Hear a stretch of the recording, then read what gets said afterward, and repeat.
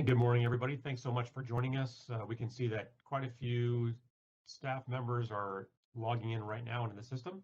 So we'll give them just a few minutes to finish their registration and login process. And we'll be back with you in just a minute to start our second in Stockton Summer Virtual Leadership Series. Thank you very much.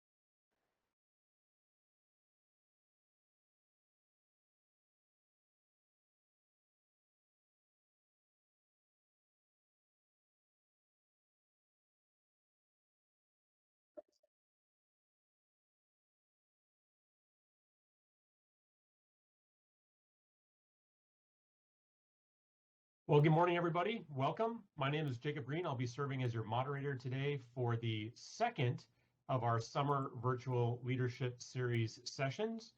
Today's featured speaker is your own City Manager, Harry Black.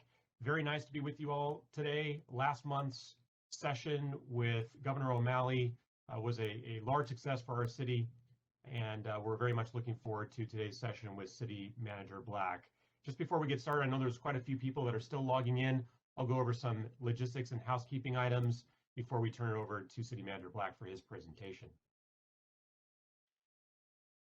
I do want to let everybody know here on the first housekeeping item that this event is being recorded. It will be available moving forward for those folks that were not able to attend today's series. All attendees have been muted upon entry, and all cameras have been disabled in order to allow us to focus on today's presentations. However, we do want to make this an engaging experience, so if you have any comments or questions, please submit those on the Q&A panel in the WebEx platform. You can select the All Panelists default group and submit your question. We won't be responding necessarily when confirming that we've received your question, but don't worry, we are receiving those questions and we're organizing them to be able to ask City Manager Black those questions at the end of his presentation. When you log off today, there's going to be a very brief survey. We'd really appreciate it if you could just take about 30 seconds or so to fill out that survey and provide us feedback. We want to make sure that this session is as valuable as possible. This entire series provides you value because we know that you're missing out today on your activities, and we want to make sure that future sessions provide you the tools and resources that you need to enhance your performance and enhance your experience here in the city of Stockton. Finally, if you need technical support during the event, we have Laura and her great IT team available. There's her direct phone number on the screen and her email address if she can help you with any of the technical items on the WebEx platform. Next, I'll just go through some instructions for you in terms of how to submit that question. It depends on what kind of platform you're utilizing. We'll change the instructions for submitting your question to me so I can ask that question of City Manager Black. So, if you're using an internet browser, you'll just click on that black box with a question mark. That will open your Q&A field. If you're using the WebEx software platform, just select that down arrow that says Q&A. It'll open up your window and allow you to input your question and send it on through. If you're using your phone or a mobile app, select the 3 dots on the screen and then the gray question mark box. And again, you can submit your question. Don't worry, you won't receive an immediate response from our team, but we'll be fielding those questions and organizing them time permitting at the end with our conversation with City Manager Black. I do want to let everyone know and welcome everybody to attend our next 2 months of leadership series sessions here in the city of Stockton. On July 28th, we'll welcome Pat Martell. She is a former city manager and current International City Manager Association West Coast Regional Director. She'll be talking about building diverse and inclusive teams here in the city of Stockton and what she's seeing throughout the country in terms of inclusion and diversity in the public sector. And then on August 25th, we'll welcome Police Chief Charlie Solano, retired police chief, who will talk about thriving in the public sector. You won't want to miss his really unique story about the challenges that he faced as a local government executive and how he's dedicated his life now to traveling the country and helping executives thrive and not be held back by the challenges that they're facing in the workplace. So we're very excited about these 2 upcoming sessions. And finally, if you have any questions about the summer leadership session or the upcoming Leadership Academy, which will be providing you more information out of City Manager Black's office here in the coming weeks, please do contact Albert Rivas. His email and phone number are up here on the screen. I do want to thank our planning team, spearheaded by Deputy City Manager John Oliva, with support from Marikisha Smith, your other Deputy City Manager.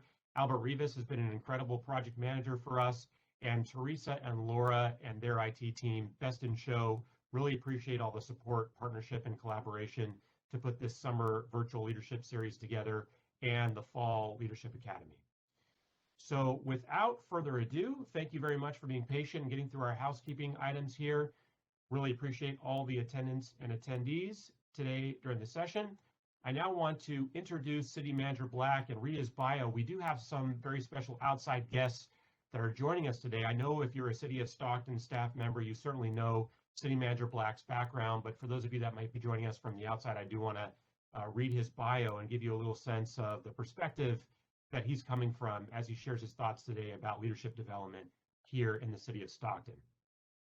Harry Black is a recognized champion of change and innovation who focuses on transforming organizations by applying best practices and outcome-based strategies. He joined the city of Stockton as city manager in February 2020. Within a few weeks of his arrival, he was leading the 13th largest city in California through a global pandemic and managing the effective delivery of essential services. City Manager Black has not let COVID-19 impact the implementation of activities that will make Stockton the best city in America to live, work, and raise a family.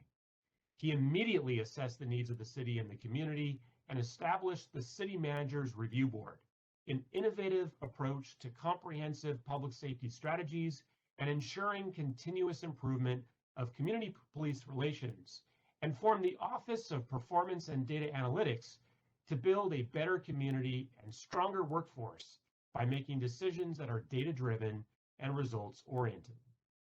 City Manager Black is a leader and pioneer in the development and implementation of performance management programs for cities, helping them to optimize transparency, accountability, and overall performance, thereby improving overall service delivery. He holds a bachelor's degree in public administration from Virginia State University and a master's degree in public administration from the University of Virginia. With that, please help me welcome City Manager Black. And City Manager Black, I'll turn it on over to you.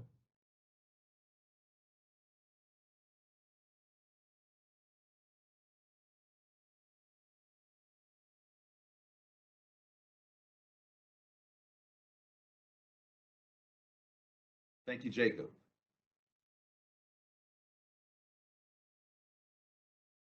Good morning, everyone, and welcome to our second installment of our summer leadership session. This morning, my topic is impacting the future of our community, the power of strategy, innovation, performance management, and data analytics.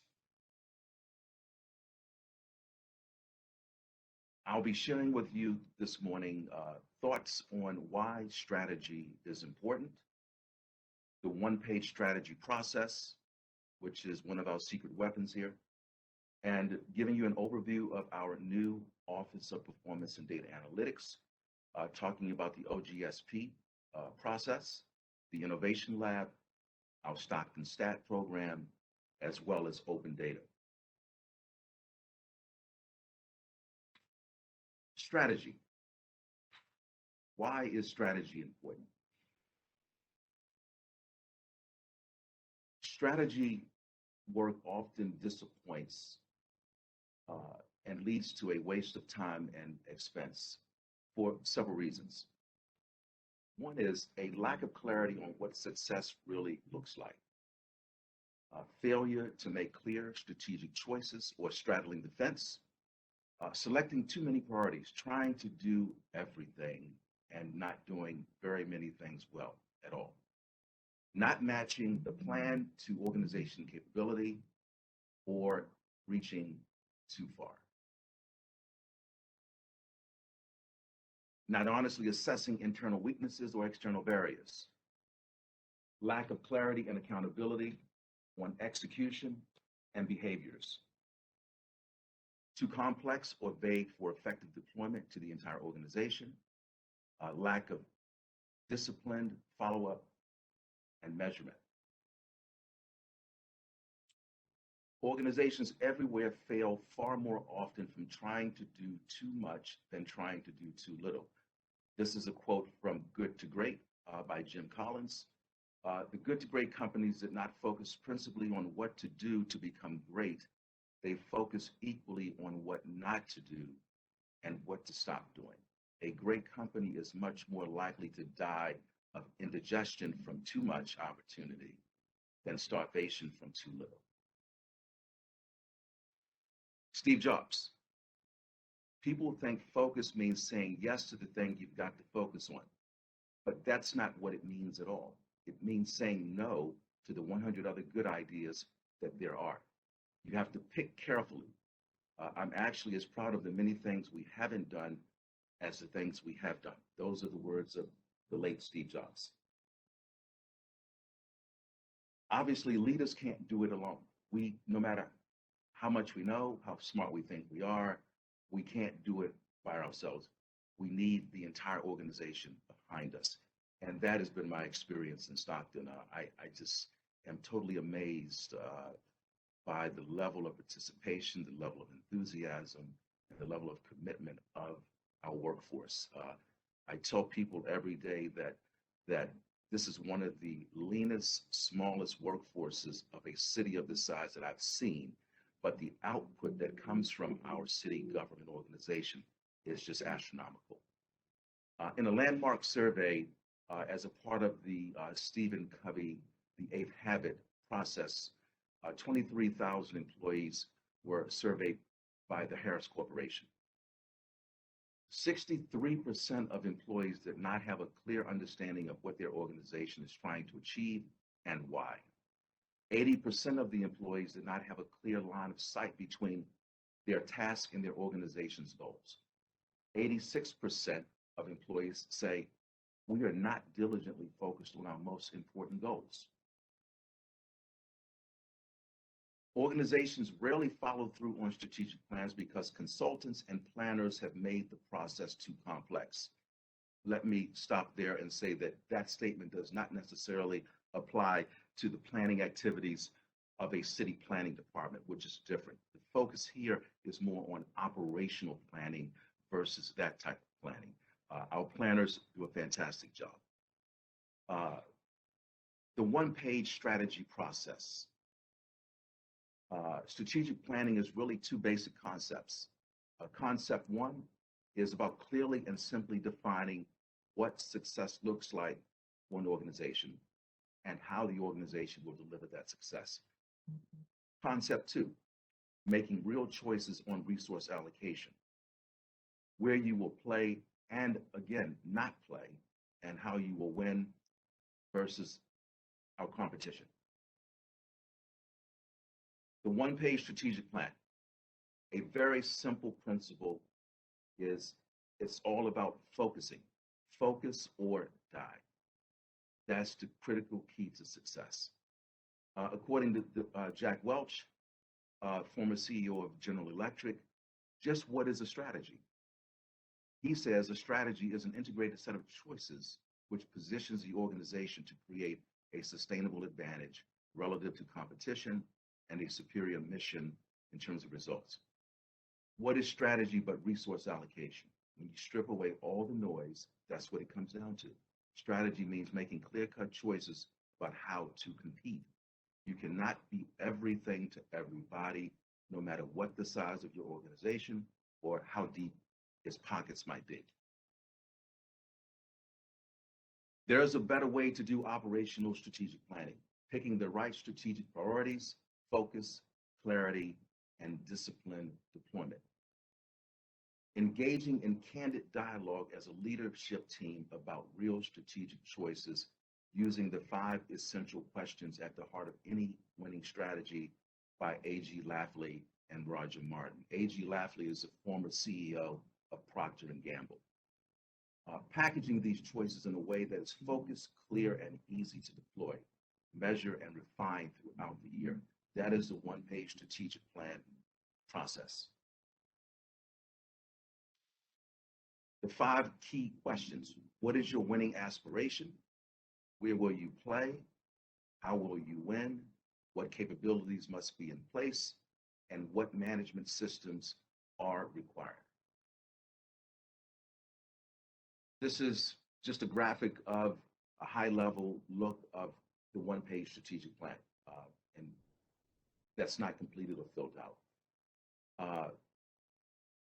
According to Larry Bossidy and Ram Charan of Execution, the book, if you can't describe your strategy in 20 minutes, simply and in plain language, you haven't got a plan. People say, I've got a complex strategy. It can't be reduced to a page. That's nonsense. Every strategy ultimately boils down to a few simple building blocks. The one-page strategy, superior results through relentless clarity and focus. Mission, this is the organizational structure of the one-page strategic plan.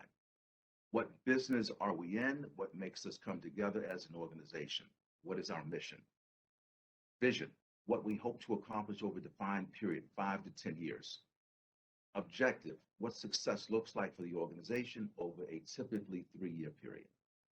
Goals, the key metrics which will track progress versus the objective. Strategies, the choices which clearly define where you will play and how you will win versus competition. Work that builds for the future and requires concerted effort to do so. Plans, the most important projects and initiatives, about 3 to 5, that will bring each strategy to fruition. Includes a single point owner for each item and completion date.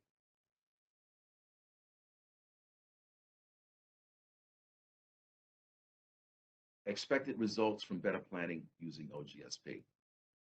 You have a higher likelihood of success because everyone is literally on the same page. Improved productivity from better resource allocation and accountability, more efficient deployment of the plan to the entire organization. There are 3 other one-page tools that can be utilized to operationalize OGSP. We've used one of them here in Stockton. There's a won't-do list. I mean, you've got to really sit down as an organization and determine what you're not going to do. Every day, there's not a day that goes by that I am not confronted with distractions. Distractions coming from everywhere. And we've got to manage those distractions because distraction is the #1 enemy of success. So that won't-do list is absolutely critical. The OGSP scorecard, we put that in place as a part of our OPDA efforts, and we're utilizing that today. There's an OGSP project summary. We're not using that right now, but it is a part of the overall solution. So again, the won't-do list. The won't-do list is important because it allows the organization to build greater capacity to deliver the strategic plan. You know, what are you going to stop doing? What are you going to put a hold on? And what are work that you're going to limit as a means of freeing up resources and focus as relates to the one-page strategic plan. This is just an example of a project summary. The idea is that you have a person who's owning a particular plan or strategy, and you're sort of tracking and project managing that entire process. So the OGSP is more than just a one-page strategic plan. You know, various deliverables that will come from that plan will be the one-page organization, your won't do lists, a work to stop, hold, or limit, detailed project summaries for each plan, an OGSP scorecard to track goals and strategy measures, development of rationale statements for each strategy, assessing relative priorities for all OGSP plans, glossary of terms, deployment plan, quarterly review and annual renewal plan, and appointment and training of an internal OGSP process owner. The thing about the OGSP is that once you have the original baseline one-pager in place, all of the heavy lifting in terms of creating the plan is done. What you will do on an annual basis is you will revisit it as an organization, not necessarily to do wholesale changes, but to determine what changes need to be made or how the one-pager might need to be tweaked just based on what's going on in the real world. So the entire OGSP process will take anywhere from 2 to 3 months from start to finish. There are 3 sessions that take place, and then a series of homework assignments that are completed during sort of a 3 to 4 week interval in between each work session.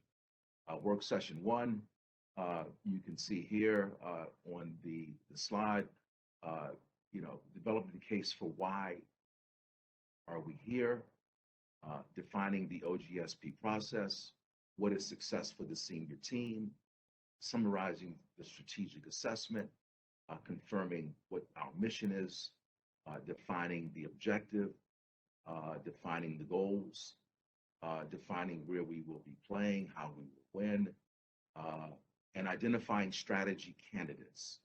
What strategies are we going to adopt and deploy, and appoint captains for each one of those strategies, and defining the homework that captain has to lead during that intermittent process leading up to the second session.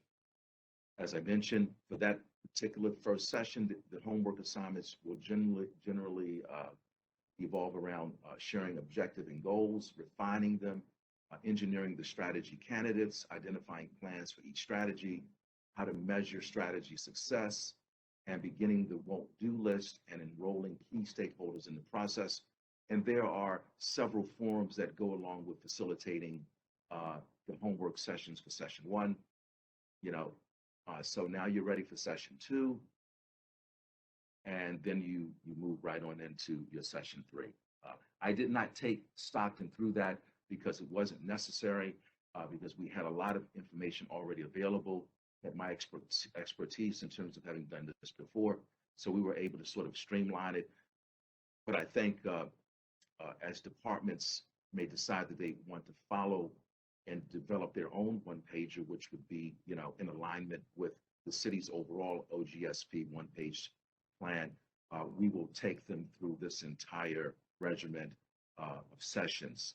And I think the first one that we're going to start on late summer, early fall is Fire Chief Edwards has come and requested and asked if we could develop an OGSP for the fire department.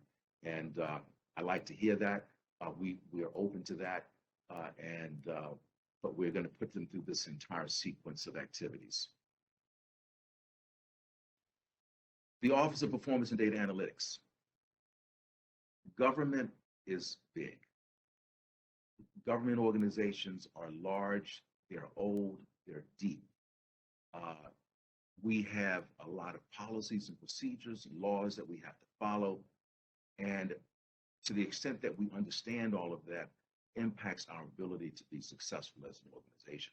What I have found in my travels, and I was finally able to successfully do this in Cincinnati and now in Stockton, is as a city manager, you don't really have a lot of time to turn things around. You have to have a plan. You have to have a strategy. You know, it's not about necessarily changing the culture of an organization. It's introducing 2 to 3 priority goals that the entire organization can focus on together in a very strategic way. And organically, you really change the organization as a result of that shared and collective effort in pursuing those strategic priority goals. But you need a system. You need a management system as an executive. And so OPDA has been and continues to be my management system, how I choose to manage my city. It's efficient, it's effective, it's very focused, and it allows me to offer myself up and my knowledge and skills to the organization in a way that helps to enable it to realize its mission. So the front end part of our management system is the OGSP one-page strategic plan. That has allowed us to translate City Council priority goals into city strategies, plans, and metrics. The one-page strategic plan provides a framework for performance management. That is the front end piece. That sets us up for success. Now we have the Innovation Lab, employing lean principles and tactics to improve business processes for efficiency and effectiveness. I'm going to talk a little bit shortly about an example of how we've been able to deploy that. That's the iLab. We have a dedicated facility. When we move to the new City Hall, we will have a state-of-the-art iLab, and we'll have a state-of-the-art Stockton Stat facility. And the iLab is open to anyone to use. I, as city manager, our director of the Office of Performance and Data Analytics, will be using it for more enterprise-wide efforts, but it's open to anyone who is looking to delve into a problem, to try to figure it out, how to solve it, or how to maybe innovate and create something. So that's open to city government. Stockton Stat, improving effective delivery of municipal services by leveraging shared data across departments. This is the accountability tool. This is the performance management tool. This is where we, as an organization, collectively manage ourselves. It's not the city manager managing anyone or anything. It's our management team working with city staff collectively and collaboratively to move the city forward. It's how we hold each other accountable. It's how the city manager is held accountable and how the city manager is able to hold the management team accountable. And, it's sort of a shared management concept. Open data, which launches today. So Stockton is now in the 21st century when it relates to big data and open data. We're about 8 years behind, but guess what? We got it done, and it's launching today. Sharing City of Stockton data with the public through an online portal that will have internal as well as external utility and benefit. You all will look at the data sets, you'll look at the visual dashboards, you'll get utility out of it, just as the public will get utility out of it and have the ability to learn more about its local government and what we're doing to support and to deliver services to them.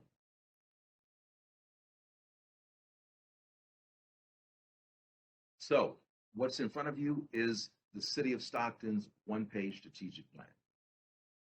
It lays everything out. We have our vision at the top. Stockton will become the best city in America to live, raise a family, and grow a business. The far left-hand corner for this current fiscal year, which we have, today is the last day of that fiscal year. And so what we will do at some point before the end of the summer is we will convene and we will basically revisit this. We will tweak it as a management team, and then we'll be ready for the upcoming fiscal year. So the objective, we've hit the vision. The objective is, so what is winning for us? Providing an exceptional level of customer service to the Stockton community through accountable, innovative, efficient, and effective management of city resources to achieve our vision for Stockton. Each year, the City Council undergoes a strategic planning, goal-setting effort. And what you see here are the priority goals, tier 1 and tier 2, that came out of the City Council strategic planning session. And what made it really, really interesting this past year uh, is that I was able to facilitate that session and fully able to now integrate that into the one-page process. And not to mention that we were able to save about $20,000 in terms of not needing a facilitator. So those priority goals, priority goal 1, develop solutions to address homelessness, including increasing the affordable housing supply, focusing on crime reduction in focus areas, prioritizing resource allocation to focus areas within council districts, and developing our core downtown. Obviously, homelessness and housing is very critical. Well, all of these are critical priority goals. And then our second tier goals, developing business incentives and tools for underserved neighborhoods, work with education partners to improve quality of life, increase literacy,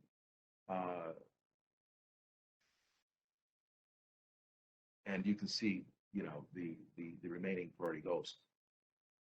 So that second column, you've got strategies, how we will win.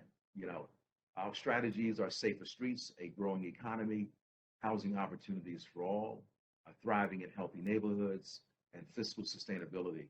And you can see we have a captain for each one of those strategies. For safer streets, obviously we have Chief Jones. For a growing economy, we have Director Kerry Wright. For housing opportunities for all, we have Director Will Crew. For thriving and healthy neighborhoods, we have Deputy City Manager John Alita. And for fiscal sustainability, we have Jay of Administrative Services Department. You go to the third column, we have the plans. So how are we going to actualize those strategies? And I'm not going to list them all, but you have them there. And then in the far right column, which is something new for the OGSP, this is something that I've sort of innovated on top of it, are metrics. These are just a handful of metrics. We've got several hundred metrics for each one of these strategies, but this is just to serve as an example. And just to tell you a story about OGSP, it's a proprietary methodology. When I was the city manager for the city of Cincinnati, I had the opportunity to meet a gentleman by the name of Harry Kangas. He's a retired Procter & Gamble executive. He created the OGSP methodology. I had him to come and do it for me in Cincinnati, develop the relationship, and he's provided me with a license to use it for these kinds of purposes. So there you have it. This is just a snapshot of just a corner of our performance scorecard. So the OGSP comes with its own performance scorecard, and we've been using that, which has been helping us with managing and driving our Stockton stat process. So the OGSP can be used for anything. It's about helping to create and develop solutions. Case in point, the city and the county came together to fund a homelessness strategic plan about 1.5 years ago. And that plan has been published. It's a 65-page document. It's a very, very good plan. It's highly effective. But the problem with it is that it's 65 pages. And it's intimidating, and people don't necessarily know where to start. So with those kinds of plans, you've got to take it another step. I volunteered to use the OGSP model and methodology. We convened city staff, county staff, and together we came up with this one-page OGSP, which basically is in alignment and mirrors the continuum of care homelessness strategic plan. But it puts everything in a one-page framework. So now as we facilitate meetings on the subject, we can leverage this one-page document and then use the 65-page plan as a reference document, because it is a very, very good plan. But this is how we can leverage OGSP to help us to accelerate our pursuit of various strategies and approaches. The Innovation Lab, challenging organizational norms, eliminating waste, and improving process. OPDA, performance management, is not about saving money. Okay.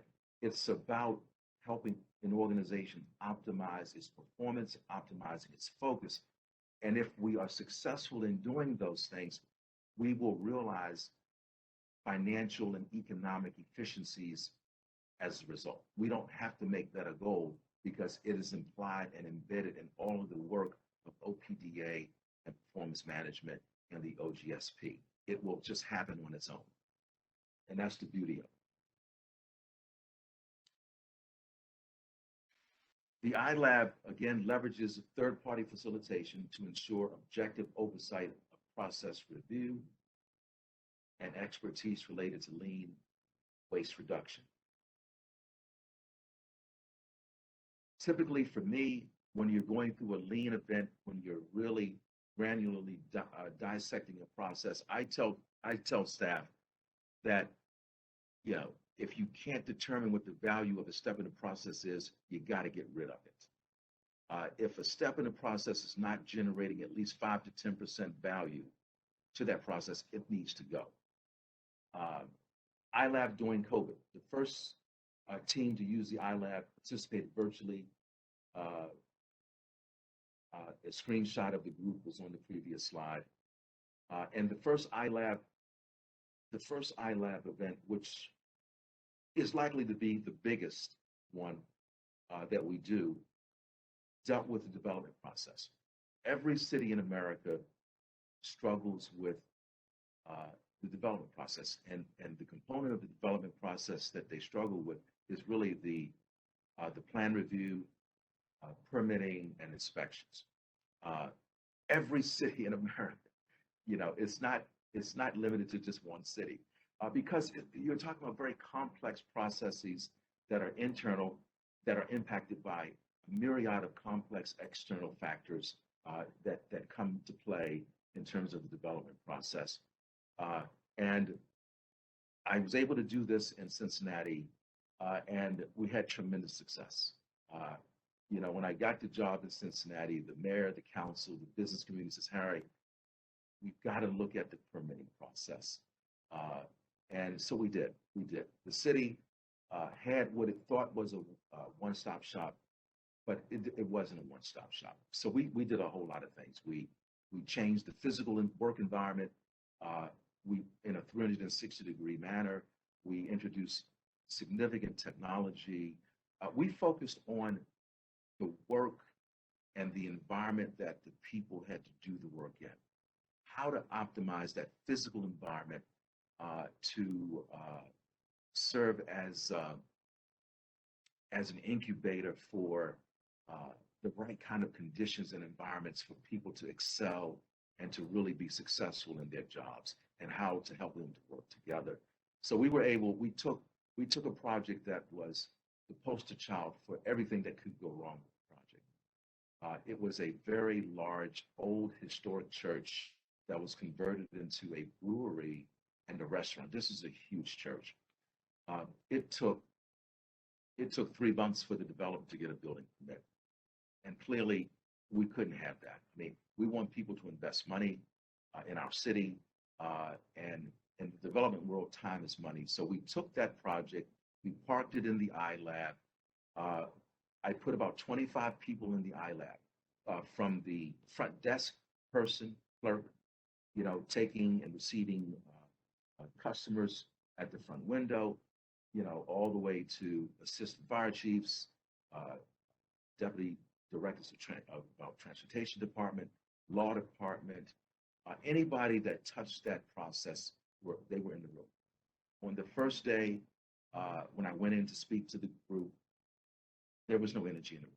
Heads were down. Because, when you've got people who have been in the government for 10, 15, and 20, 25 years, they've seen everything. They've had numerous leaders to come and go. And so they're saying, here we go again. So I put them in the room. I came back at the end of the week as they were closing out the iLab activity. I could barely get into the room. The energy level was so powerful. People were laughing. People were excited. I mean, it was a very healthy environment. And there was one woman in the room, sort of an administrative type person, and she had been with the city for 25 years and for doing this function for about 15. And during the iLab process, the leaning process, we came across something that she was responsible for doing. And we couldn't figure out how was she doing. I mean, we couldn't ascertain the value of it. And she was doing this for 15 years. We said, you're not going to do that anymore. And she broke down crying out of relief. She was like, I hated doing this. I'm glad I won't have to do this anymore. So it was a big success. We took our permitting process and we achieved an on average processing time of a permit to 10 days. Obviously, you're going to have a segment of permits that are going to always need special work, going to take some extra time. But for those run-of-the-mill permits, that should not take long, we were able to really streamline the process. And so we're doing the same thing here in Stockton. We did the iLab the same way that we did it in Cincinnati. Will Crew is the quarterback lead for that effort, but he's getting tremendous support as he has to get from other departments, from our fire department, public works department, economic development, as well as MUD. But he's the quarterback. He's the person that I'm looking to at the end of the day to deliver this initiative to the finish line. And so far, we're making significant progress. And I just want to say thank you to everyone who's participating in that effort. Stockton Stat. This is what Governor O'Malley focused primarily on during his session. Stockton Stat is really a leadership strategy. It serves as a performance management system with the goal of increasing efficiency, reducing costs, and improving effective delivery of municipal services to the community. It's a regular cadence of meetings, leveraging data to help facilitate those meetings. The STAT process is an opportunity to really grow leadership in the organization. We have a panel, and that panel is involved in our robust examination and discussions with the departments who are the subject of the STAT sessions. And then the departments that come before us, it's not just the department head, but it's members of the department head's team, and they're working collectively and collaboratively to be responsive to the panel and to be responsive to the Stockton STAT process. And it's an opportunity for everyone who's participating to really grow and develop professionally in terms of developing certain skills as relates to becoming a public sector executive. So the STAT process, step one, departments provide data based on standard updates, follow-up items, and focus areas. That data then is translated into a memo that is jointly developed by OPDA and the affected department. They work together to develop the memo, and then we have the STAT meeting. It's important for OPDA and the department to work collaboratively in developing the memo, because this is not a gotcha exercise. This is a substantive exercise that's intended to help that department, thereby helping the city to really optimize actualization of its mission. The STAT meeting, departments present the memo content to the panel, field questions. Once the meeting is over with, there's a follow-up memo that goes to the department in terms of what to focus on for the next STAT session. And that's repeated over and over again. Just to give you an example of some of the stats, we've got public works stat. These are just some of the things that we cover in that STAT meeting. Discretionary fund projects, which is a great thing that we're dealing with right now in terms of dealing with the tree and stump removal backlog, game port resurfacing. So we keep track of things like that. Our Clean City Initiative, which is was an idea that, again, staff took the idea and they made it into something meaningful, something that's making a difference, and something that is inspiring our community members and to want to even to volunteer to help us with this endeavor. So I cannot acknowledge the leadership provided by our Public Works Department as relates to our Clean City Initiative, along with the partnership and assistance of our police department. This is the Public Works Performance Scorecard. This comes straight out of our Performance Scorecard database. These are the things that we track. You know, we'd like to see everything to be green, but that's not realistic. If everything was green, I'd be very concerned. It's got to see some red and got to see some yellow because nothing is perfect and everything's always a work in progress. But this is an example of how we use the scorecard. DevStat, again, we did the, as I mentioned earlier, we did the iLab.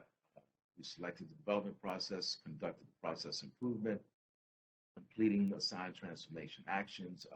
So now we're in the implementation phase of that action plan and monitoring and tracking our process. Again, this is something that Director Will Crew says often, and I enjoy when I hear him say it: customer first philosophy. Review for intent, expand training, establishing project liaisons, and increase online services. So this is just sort of a high level graphical look at what that initiative is embarking upon. This is just another, graphic that we track. Again, this is about transparency and accountability of us to ourselves. Again, as I said, this process is not about accountability to the city manager. It's about the city manager being accountable to the organization and the organization being accountable to itself and the city manager. So this just lets us know where we are and where we want to go in terms of our overall performance. So already through the DevStat process and the work led by Director Crew, we're already seeing a 25% reduction in process cycle times with some of our permit types. So the idea is that it may take some time to get to the finish line, but we're realizing results and success all along the way. PD stack. Just to give you some examples of some of the things that we're tracking there, calls for service. We're tracking it by police districts. We have a fire stat, same thing here, calls for service. What you're going to see here is a little taste of the open data portal and some of the things that you can do with it. You can sort of scroll over a particular sector of the city, and then you can discover certain information about that particular community. Open data. It's all about showcasing city data. An open data portal will share city data with the public and provide visualizations and dashboards for ease of understanding. That launched today. So one side of the portal will be populated with a myriad of data sets. That's for folks who want to come in and download data for whatever research purposes that they might have. And that's open to the public to do. But obviously, not everybody's going to want to do that. People are going to want to see real colorful graphical things in terms of how we can leverage and use the data. So there'll be a myriad of dashboards available for you all as well as the public to sort of point and click at. So heading into the final stretch here, to learn more, I encourage you to visit Stockton's Open Data Portal. It launched today. That is data.stocktonca.gov. Attend the Stockton Stat meeting. They're open. it's an opportunity to learn and to get insight. And it's open to anyone that wants to attend. Just show up. Also, you should at some point contact your department's data coordinator. As a part of our performance management and data analytics efforts, we've established a cadre of data coordinators throughout the city. You can look up here at this particular slide, and you can see who your data coordinator is for your department. And we can provide that information to you as well. So that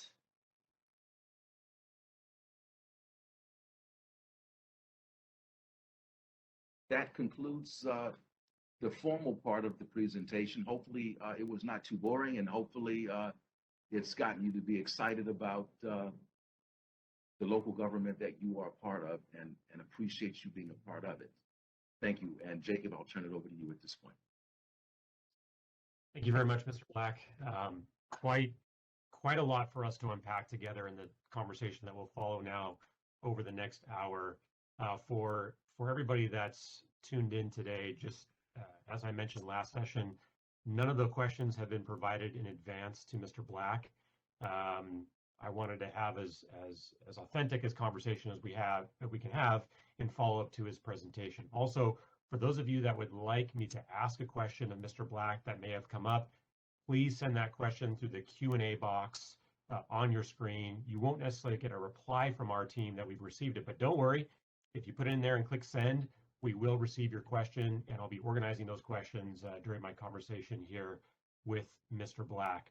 So I want to start with a question while we're being, lots of questions coming in right now. I want to start with a question for you, Mr. Black, about, one of the things that's most exciting to me about the city of Stockton and being a part of your team is that you're creating this tremendous sense of alignment. And you talked about it in your presentation. How do you change culture? There's all this focus on culture change. It's really not about changing culture. It's about creating really clear 2 to 3 goals for everyone to rally around. And I think by the very nature of the fact that you have over 200 city staff members attending this presentation today, and that doesn't count all the people that are going to be watching the recording of this, people are excited about what you're doing here in the city of Stockton. There's a lot of energy and a lot of excitement.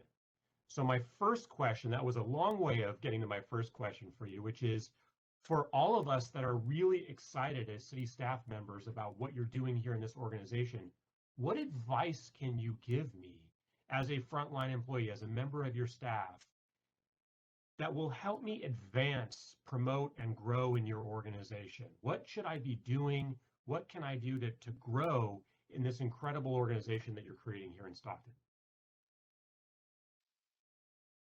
What I would say is, I think you start with an attitude and mentality of helping.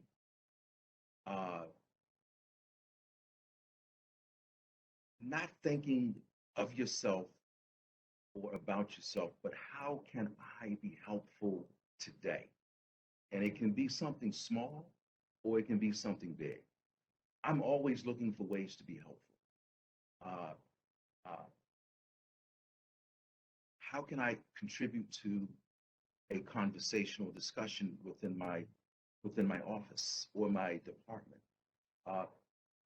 How can I do something that might be viewed as menial, but it's helpful and impactful? So I guess just having a helpful, can-do attitude and mentality at all times is a great beginning. And, in your presentation, kind of adding to that, you mentioned and cited a lot of books, Jim Collins, Good to Great, lots of different references.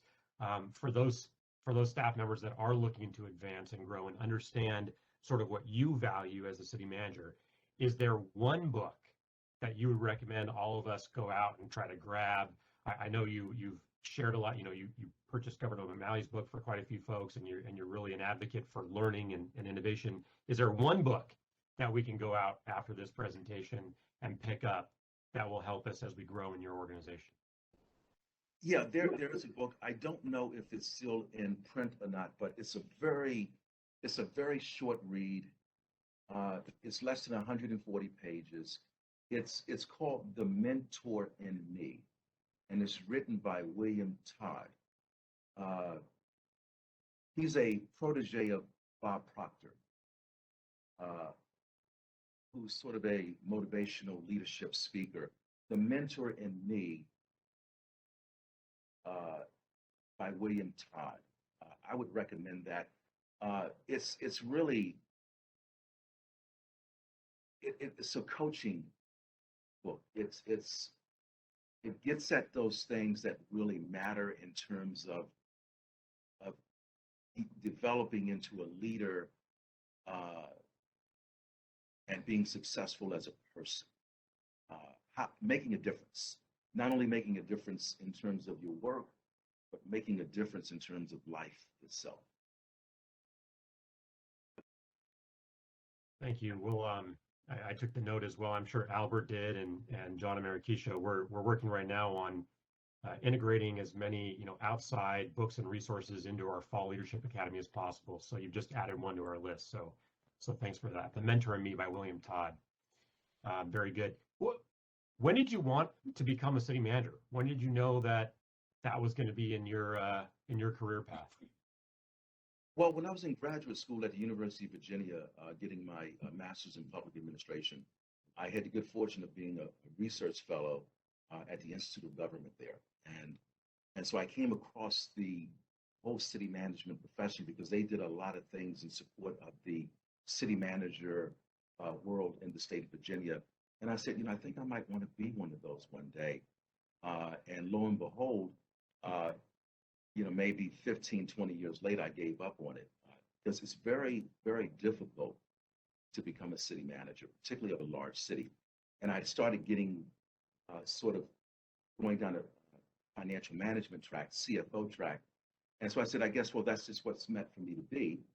And then I'm in Baltimore serving as the CFO, and I got a call from a search firm about the job in Cincinnati, and the rest is history. But why?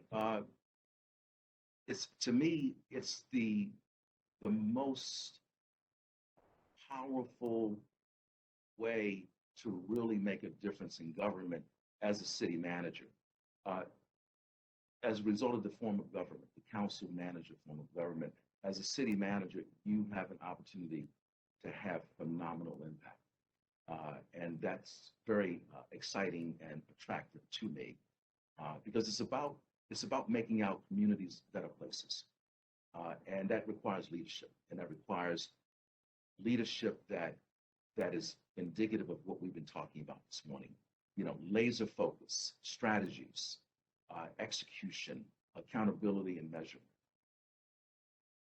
So I promised, all of our colleagues and attendees here that, I wouldn't be asking all just rainbow and happy questions.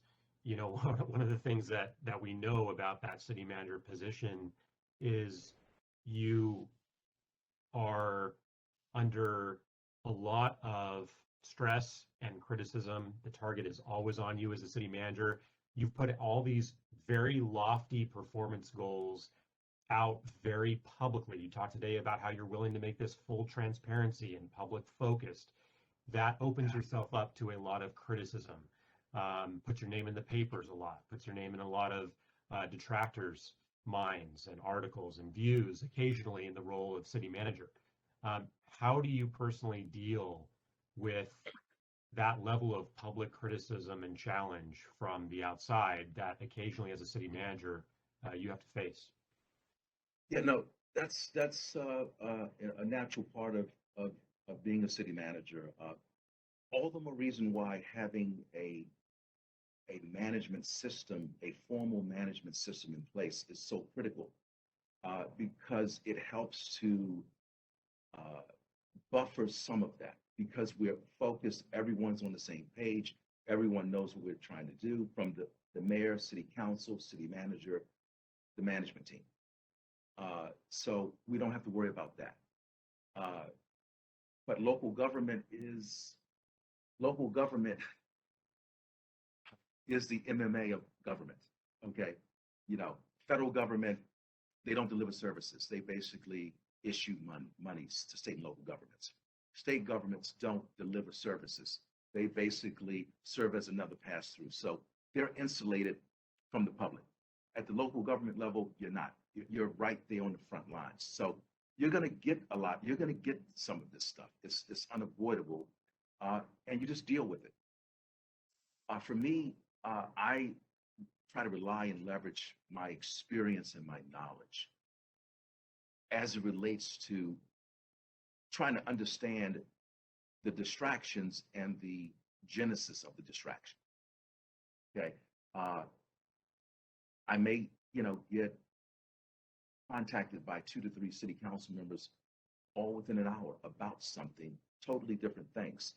So it's incumbent upon me to try to be calm and cool, listen to what they're saying, and then give them appropriate feedback that can diffuse the situation, it can inform a situation, or it could basically get rid of the situation.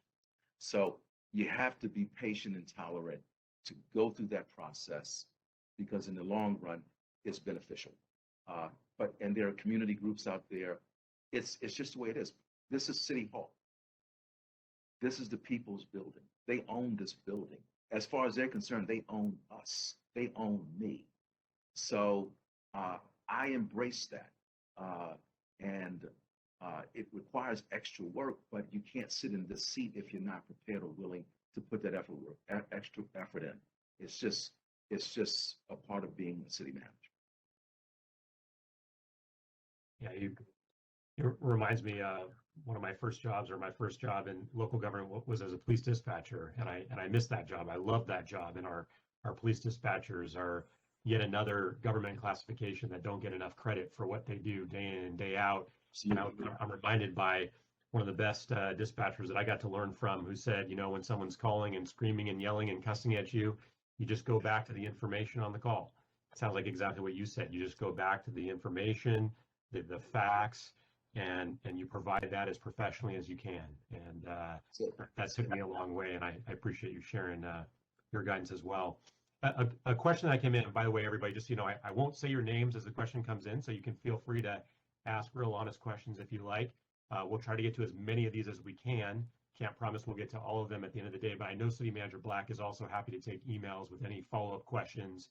If we don't get to your question during today's session, he's made that very clear to me. He wants to be as accessible as possible to everybody here in the organization. A question that just came in, which is interesting, it follows on our discussion a couple minutes ago, which is one about growth. And my colleague wants to know that, how do you grow into supervisory and management positions when those positions are at will? And essentially there may be I'm paraphrasing the question here, but you may be taking a significant risk in accepting a position that's at will in local government. And how do you take risk, if that's something that you're looking for here, innovation and change and new thinking, if you're in an at-will position? Be interested in your thoughts on that. Life is full of risk. When you woke up this morning, it was a risky proposition. Getting in your car, going to work is risk. Getting up on the elevator is risk. So that's a decision and a question that an individual has to answer for themselves. What do you want for your life? And you got to make that choice. But in terms of growth, growth is easy if you've got the right mindset. You have to have a mindset of continuously working on yourself, developing yourself, so that you can add more and more value to your organization. That's how you grow. You don't even have to apply for a job. A job will find you. Every day, I'm looking all over the city government. I'm looking for the talent.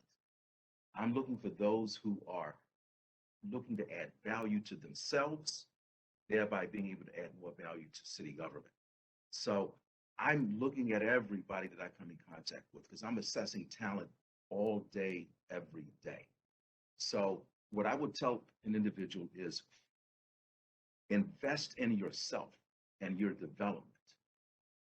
Work on getting better, smarter, so that you can add more value to your organization, you know.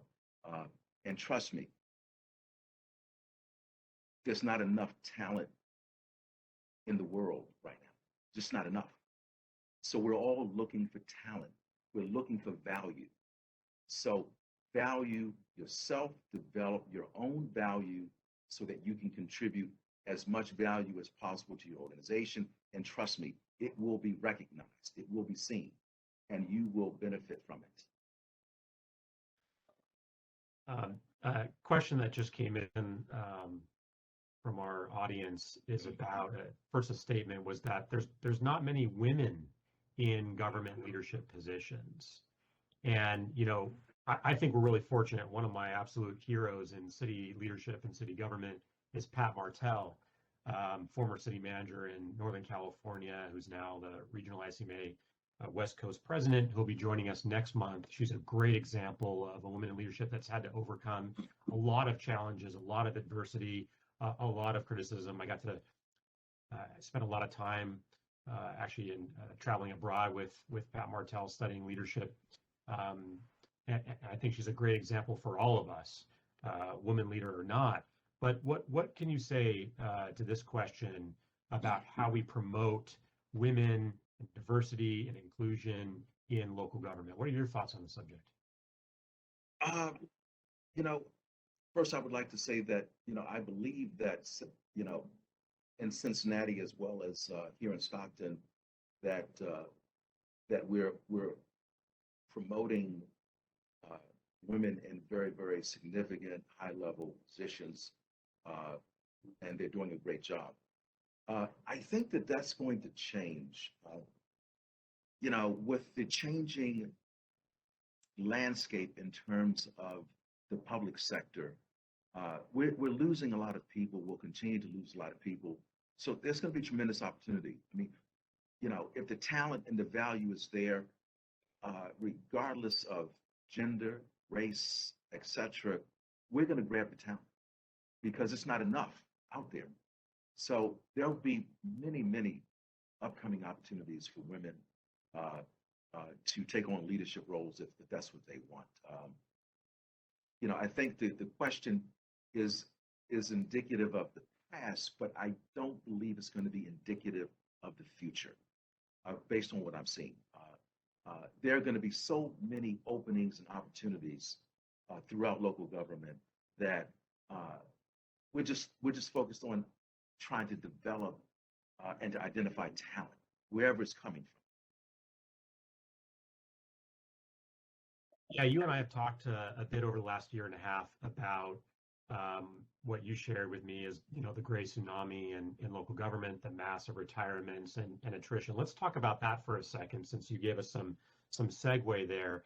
What do you think Stockton can do to attract the highest level of talent? We understand that there's going to be a lot of opportunity, but we want to attract and retain. We want to keep our people. We want to, our people know Stockton best, right? Our employees, our teams, they know this community. We know what the needs of this community are. How do we keep people here? What's your focus on when you're thinking about keeping our great talent, our great individuals here in Stockton? The greatest thing for retention and recruitment is to demonstrate that you have developed an environment where people can come and stay and feel purposeful.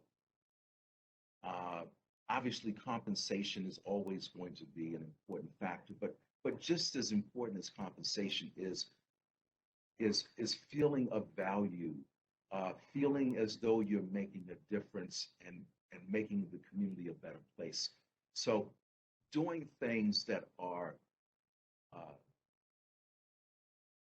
community betterment focused gives us something beyond ourselves to focus in on and to have purpose. Just creating an environment, and that's another byproduct of the management system that I like to implement. And that is making everyone a part of the process, like the stat process. So you have an opportunity to get your hands dirty, to touch stuff, to be a part of groups and problem solving, developing strategy. So you are, as a result, are able now to enrich yourself while at the same time making massive contributions to the organization. So I think we've got to create a certain kind of environment. And we've got to, what's going to also have to change at some point, I believe within the next 2 to 4, definitely within the next 5 years, is we're going to have to really revisit our class and comp structures and systems. They're not going to take us where we need to go based on what's happening out there right now in terms of the great tsunami. We're going to have to really innovate those types of things. We're going to have to really invest more time and money in things like this and the Leadership Academy that will be kicking off in the fall, because we've got to exponentially increase our investment in how we retain talent, how we develop talent, while also making ourselves competitive in terms of recruitment. Recruitment is going to become less and less effective. So it means that we're going to have to compensate for that from an internal perspective.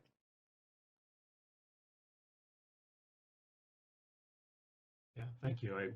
I agree. I know you guys are working a lot on that, and you've really been focusing, you and your team, on the brand of Stockton. You know, how do you, what I appreciate about what you're doing is, how do you acknowledge the challenges that you as an organization have been through historically, but look at it as a strength? You know, how do we start to transform that and show people that what we've been through actually adds to the resilience that we're building for the future, which is the sense that I have from you and the team. And then how do we get that good work out, that good word out, that this is a transformed and innovative place to be? I certainly know that's the buzz that you've created out there in social media land and in the public sector industry here in California, because that's what I'm hearing and exposed to. So I appreciate that commitment to some of that change and overhaul and looking at issues of attrition and development. We've started a little bit of. So Jacob, Yeah. sorry, Yeah. just to close out your last comment. Yeah. A setback is a setup for a comeback. Okay, and that's the Stockton story. A setback is a setup for comeback. That's the words of Reverend T.D. Jakes. So it's not original with me. I wish it was. I was going to give you credit. No, don't do that. Okay. Outstanding.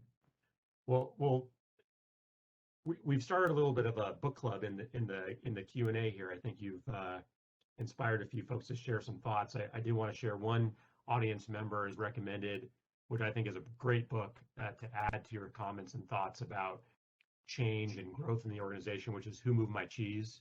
A great read for anybody that might be frustrated or challenged by what's happening to us in the workplace, and give us a new lens, like you've talked about, and as your vision suggests, for how we move forward in the future.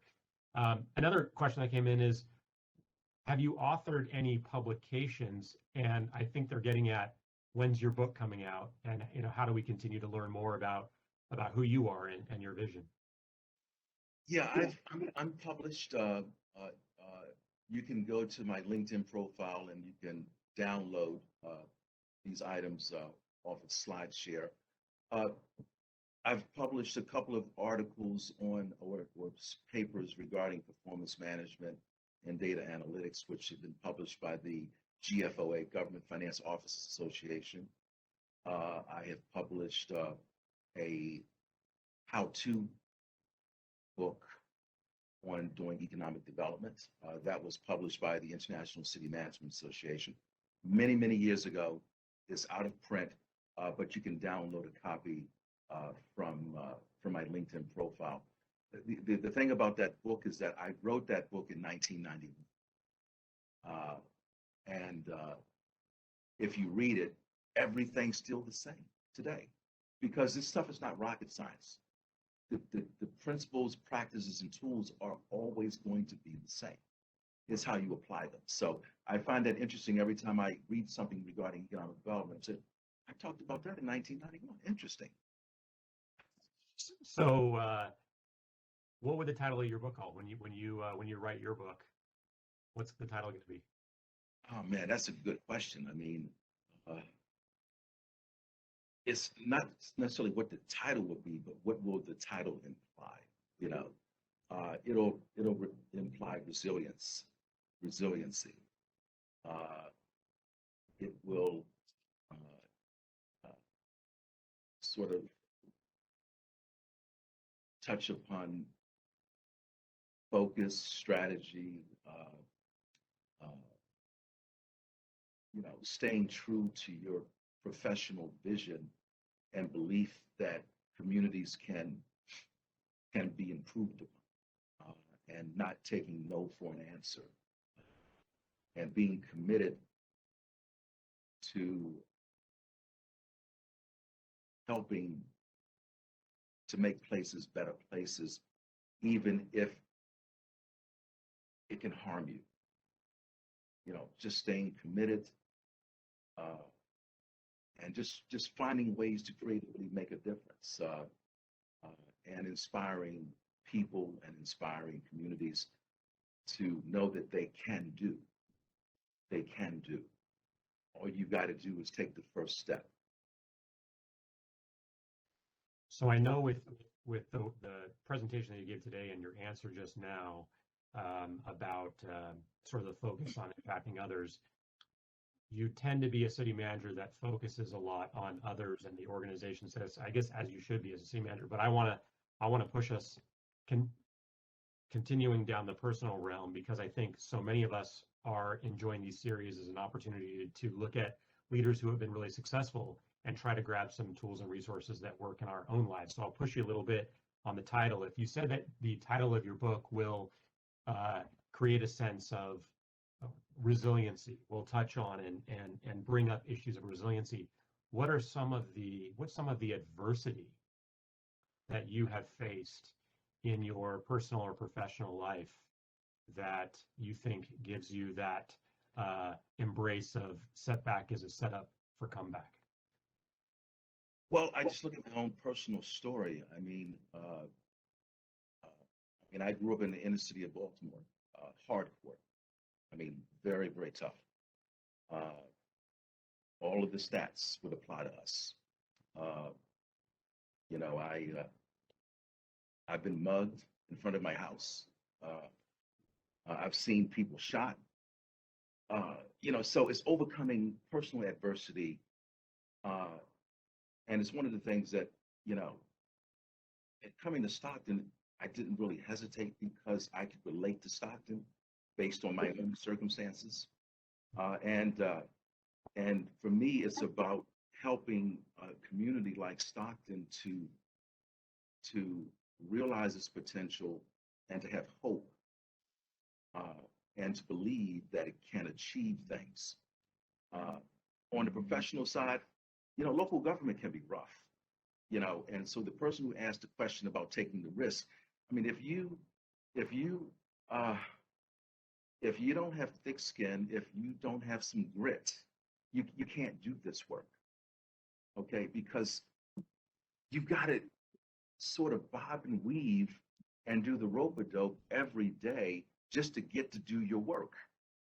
There's somebody somewhere trying to distract you or to throw you off course, and it takes extra effort to ward that off. So you've got to be tough. Uh, uh, you're dealing with. I have 7 bosses, and they all are different. They all have different aspirations. They have different approaches. They have pressures that they have to deal with as elected officials uh, every day. And so it's important for me to understand that and to keep that in mind all the time, so that as they come to me, uh, I can minimize how it may impact what I'm trying to do, while at the same time trying to find ways to help them to deal with that particular pressure point that they're engaged in at that moment. Yeah. Thanks, Mr. Black. I appreciate you sharing some of the personal background things that you're going through. I think for those of us that are a part of this today that are supervisors or managers or leaders on our team, I think what you just did is important for all of us to be able to connect and relate, make ourselves a little bit vulnerable, share things that may not be comfortable, but show that we're kind of all in this together here in Stockton. And we all got to kind of navigate and battle some of these missiles together and challenges. And what we've been through in our personal lives can be really brought forward and used as an asset. So I thank you for setting that example for the rest of us. There are a lot of questions in some different areas, so they're not all connected, sir. I'm gonna kind of go through a few of these with you. First one is back on our culture statement about the workforce. What's your take on telecommuting as we head out of here in COVID? What's your philosophy on workforce telecommuting? I think that telework, remote work has its place, but it's not a panacea for local government. You see, the difference between federal government, state government, and local government is that we're being counted upon to deliver direct services. Our work transcends beyond a computer. So as a result, we have to strike a balance between in-office versus remote work. We're in the service business. Our customers, they want to see us. And so we have to keep that in mind. So I think moving forward, I think the predominant approach to local governments will be some sort of a hybrid, where you will have, some remote work, but the majority of the work will be in office, for a variety of reasons. Remote work isn't for everyone.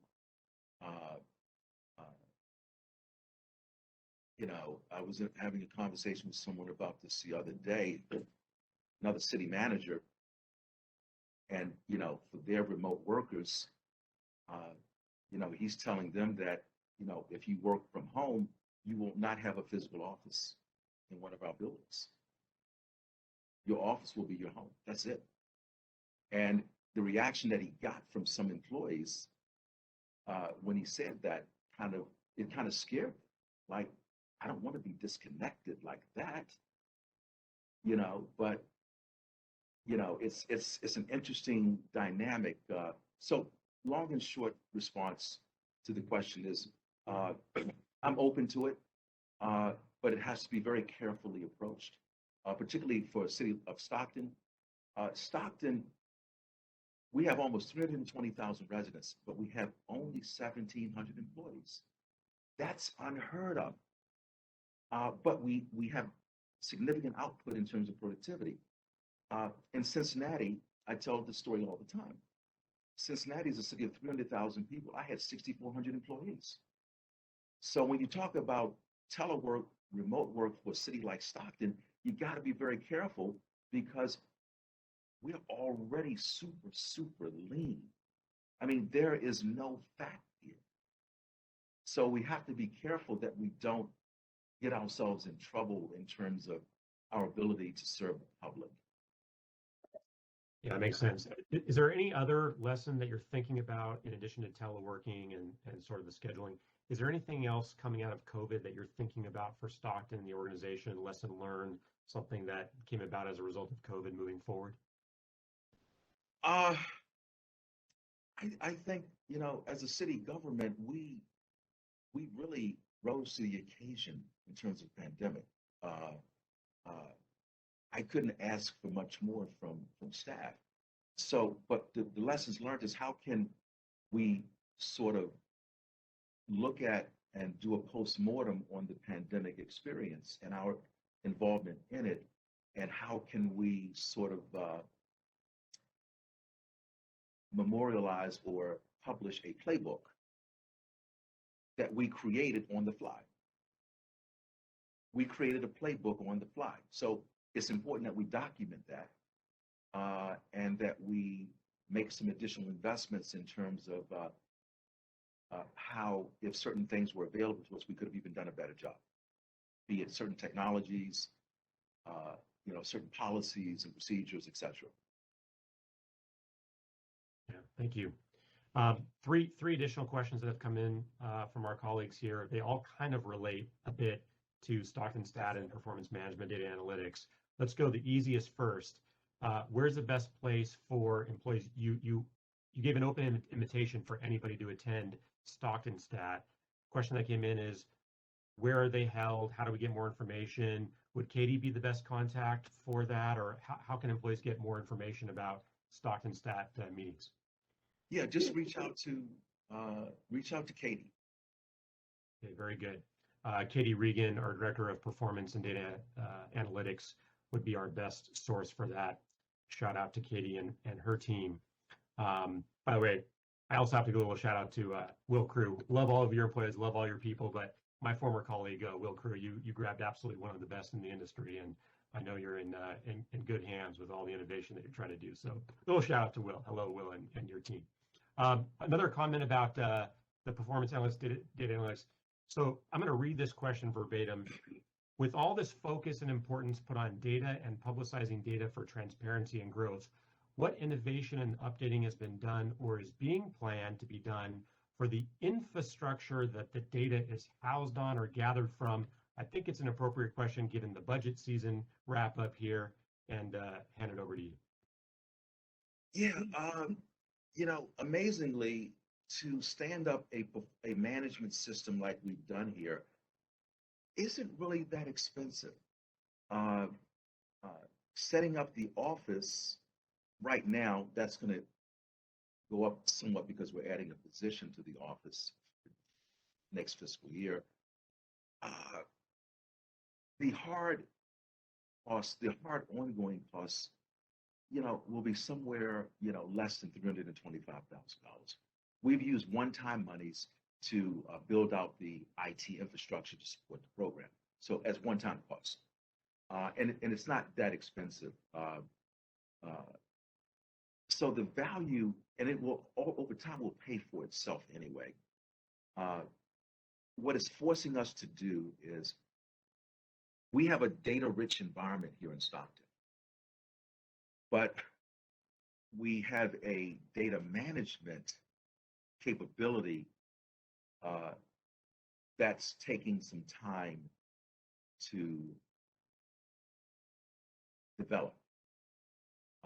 But we're making progress, significant progress, but it's going to take some more time. We have multiple data sources, and so the idea is to develop some level of uniformity and collaboration as it relates to how we manage data internally. Because as we grow this function, it's going to generate different types of value for us, as well as value to the public. It's going to give us insights. It's going to make us smarter. It's going to allow us to become more efficient in terms of our time. What I mean by that is we're going to know more about a situation than we typically would know about a situation, so we can make quicker decisions, develop faster strategies, and execute those strategies faster. For the public, it's going to begin to educate them as to the types of things that we do. And hopefully over time, it allows them and helps them to become better participants in the governing process, because they'll be more informed and more knowledgeable. The third and final question in that set, sir, about this issue is a compliment regarding, and I believe this comment is referring to, it says the site looks great. I think it's the performance management, the Stockton Stat, the performance management data analytics site that you've put together. It says informative and appealing to the eye. Will we also have our regular website eventually match the look and information and feel of what you put together? Yes. So far, the homepage is got a sort of a an upgrade look and feel a couple years or so ago. We've got the police department's website. So the goal is during the next fiscal year is to begin to look at launching an initiative to really upgrade the look and feel of the entire website of the city. So it's coming. It's coming. Excellent. Before I turn it over to you, sir, to close us out with some closing comments and thoughts, I'll make a few announcements, and then I've got our final question. Want to make sure that everyone signs up for next month's Summer Virtual Leadership Series session with former City Manager Pat Martell. That'll be on July 28th. And then in August 25th, we'll welcome in former Police Chief Charlie Solano, who will be talking about thriving and growing and facing all that adversity and challenge that City Manager Black talked about today. That will wrap up the Summer Virtual Leadership Series in August, and we'll transition into the Summer Leadership Academy that City Manager Black and his team are working on. More information will follow shortly as the weeks here progress during the summer. So City Manager Black, my last question for you, as we start to think, and we've talked about the branding of the city and where we're going, I'm stealing and modifying this question from Tim Ferriss, author of the 4-Hour Work Week and one of my favorite podcasts.